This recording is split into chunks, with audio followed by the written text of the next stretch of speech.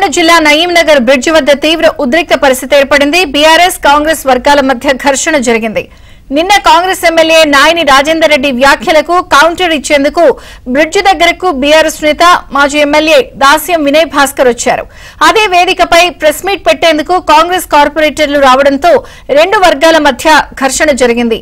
BRS నేతలు వినయ్ భాస్కర్ ను పోలీసులు అదుపులోకి తీసుకున్నారు. బీఆర్ఎస్ నేతలంతా కూడా వాహనానికి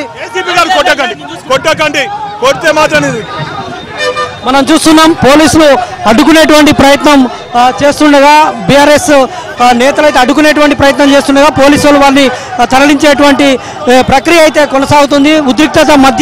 తీవ్ర ఉద్రిక్తత మధ్య నయీం నగర్ పెద్దమూరు నుంచి వినయ్ భాస్కర్ ను పోలీసు వాహనంలో తీసుకెళ్తున్నారు.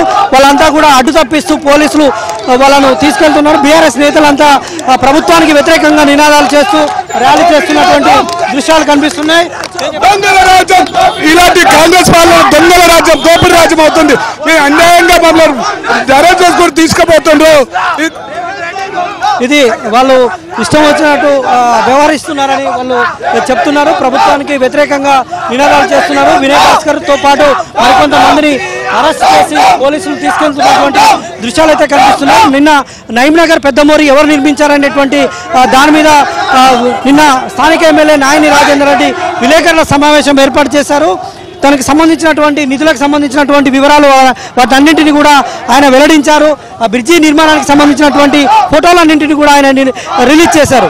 అయితే అదే స్థాయిలో ఇవాళ వినయ్ భాస్కర్ కూడా గతంలో తాము శాంక్షన్ చేసినటువంటి నిధులకు సంబంధించినటువంటి పత్రాలను పట్టుకొచ్చి నయీం నగర్ పెద్దమూరి బ్రిడ్జి పైన ఆయన విలేకరుల సమావేశం ఏర్పాటు చేశారు. అదే సమయంలో కాంగ్రెస్ నేతలు కూడా, కాంగ్రెస్ కార్పొరేటర్లు కూడా ఇక్కడికి వచ్చారు.